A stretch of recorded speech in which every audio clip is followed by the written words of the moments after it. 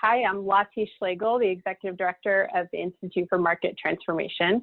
And at INT, we believe in the power of buildings to improve the lives of people in them and the world around them. And as such, we work to catalyze widespread demand for better buildings. So that means for us, buildings that put us all on a path to sustainable, low carbon futures and also support our physical, social, and economic well-being.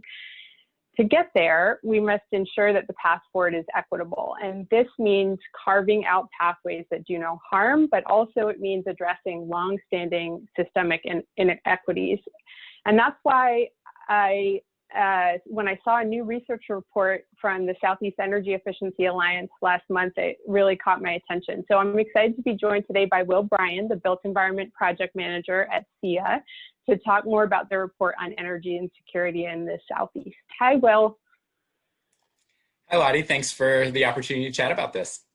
Yeah, nice to talk with you. So let's start at the high level. What prompted you to do this analysis of equity and security in the Southeast?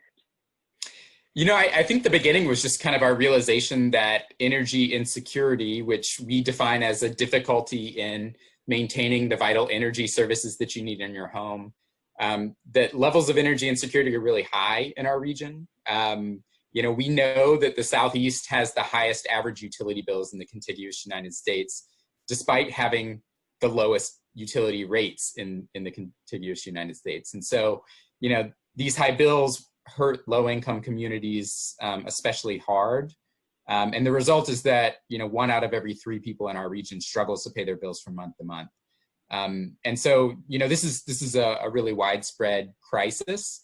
And it's one that's not just about energy affordability and energy access. You know, these are issues of energy inequity because they have cascading effects on things like health and social mobility that go far beyond the energy sector. And so, you know, we see this as a really vital means of supporting vulnerable communities in our region.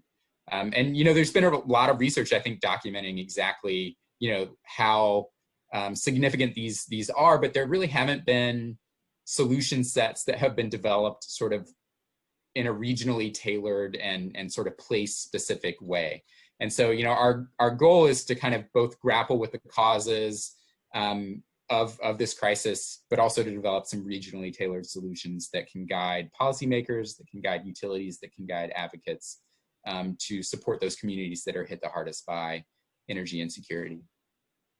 Yeah, and particularly during this time where we're dealing with a pandemic, and that's exacerbating a lot of the inequities and you know, we're dealing with utility shutoffs, potential utility shutoffs, potential evictions. It feels like particularly timely and important research to be getting out there. Can you just tell us a few of your top line takeaways from the research that you did?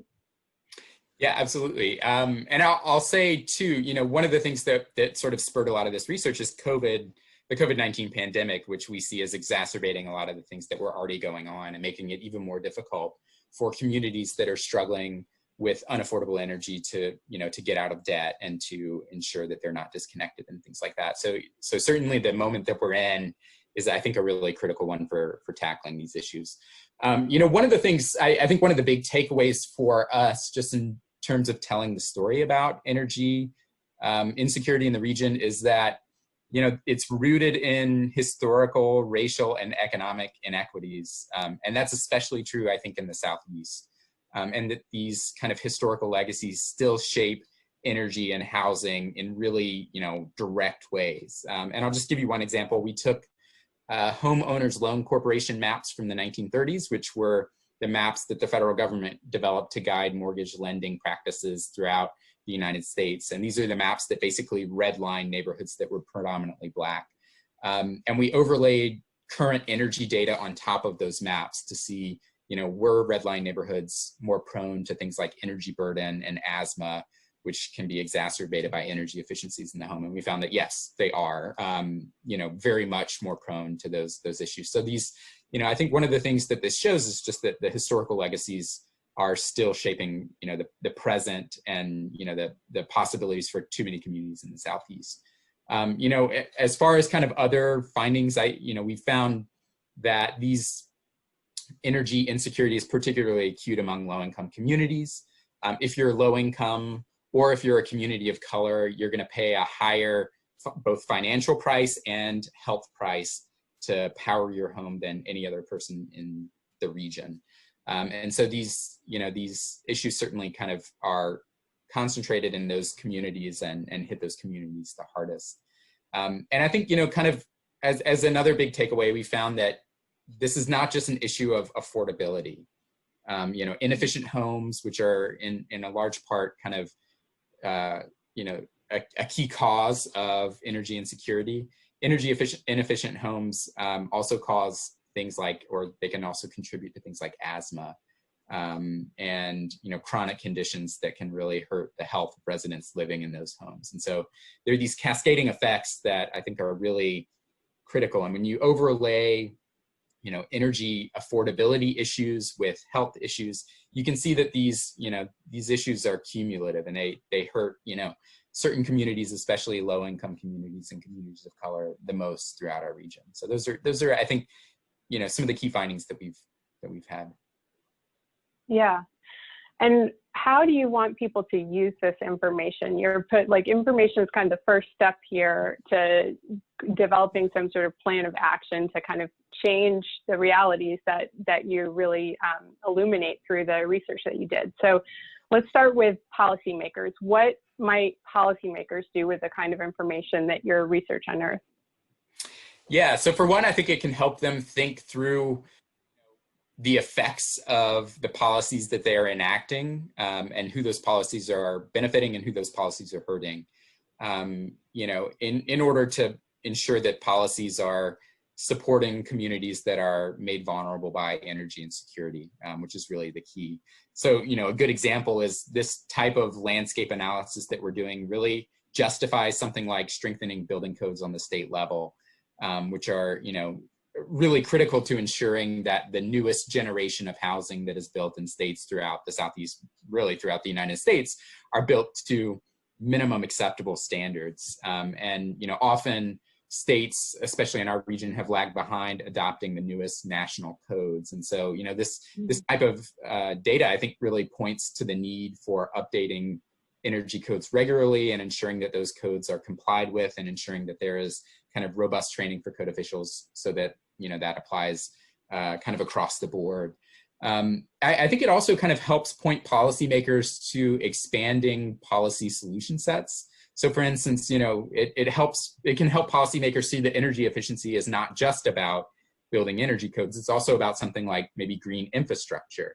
One of the things we showed that,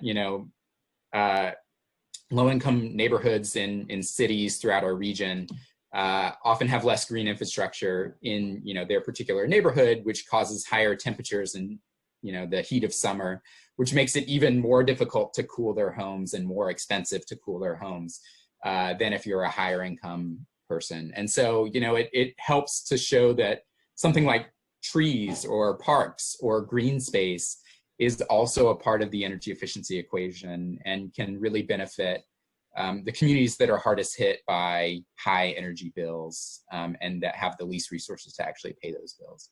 And then I think finally, it just kind of helps show some of the overlapping issues, the overlapping ways that energy efficiency and energy policy can speak with other issues, things like public health, poverty, and the need to begin to kind of align all of these different priorities so that we're not just targeting one particular area, so that we're really kind of providing robust support.